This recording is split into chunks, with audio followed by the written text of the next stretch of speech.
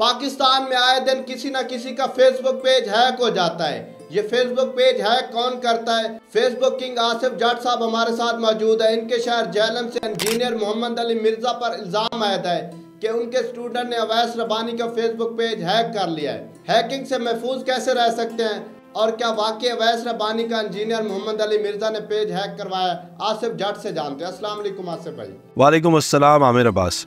एक दफ़ा फिर आपके शहर का नाम लेने जा रहा हूँ, जेहलम।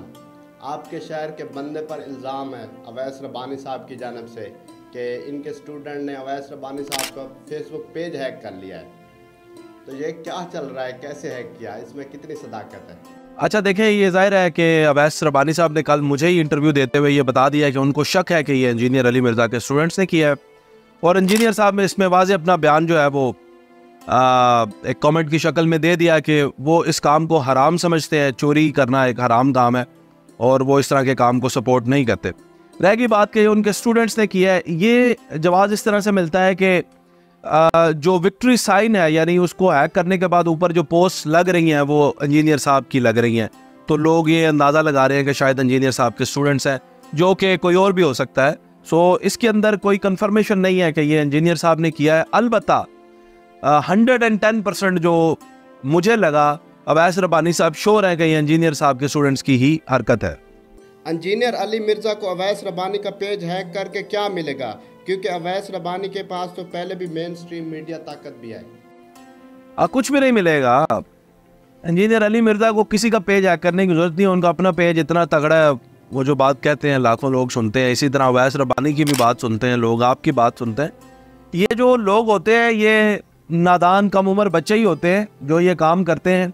प्रोफेशनल जेलसी भी हो सकती है और इंसान जो है इस तरह के काम करता है वो जाहिर है उसी उम्र में करता है जिस उम्र में उसको पता नहीं होता कि ये बहुत ही गैर ज़रूरी सा काम है। मेरा पेज है ना आमिर अब्बास साहब, इस पे लाखों फॉलोअर्स हैं अल्लाह के करम से, लेकिन ये आप ले लें, आप जब चलाएंगे आपसे ये नहीं चलेगा, क्योंकि इस पे लोग आसिफ जट को देखना चाहते हैं, उसको देखते हैं। अगर आसिफ जट नहीं आएगा, मैं आज आपकी फोटो लगाऊं, उधर लोग नहीं लाइक करेंगे। आपका पेज आपकी वजह से चलता है, तो किसी का पेज लेने से कोई फायदा नहीं होता।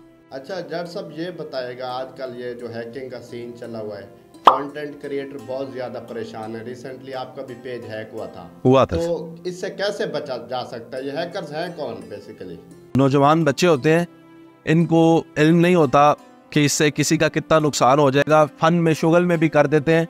ज़्यादातर जो लोग आपको हैक करने के लिए तुले हुए हैं, ये लोग वियतनाम के हैं, जापान के लोग हैं, दूसरे ममालिक के लोग हैं, जो कि आपके पेजेस को हैक करके फिर उनके ऊपर गंदी फिल्में चलाते हैं और आपके पेज से पैसा कमा के वो लोग खाते हैं। ये उनका काम है और इनसे बचने के लिए आपको अपने अंदर से लालच को ख़त्म करना पड़ेगा, क्योंकि वो आपको लालच दिए बगैर हैक नहीं कर सकते। तो आप लालची होते हैं तो आप हैक हो जाते हैं।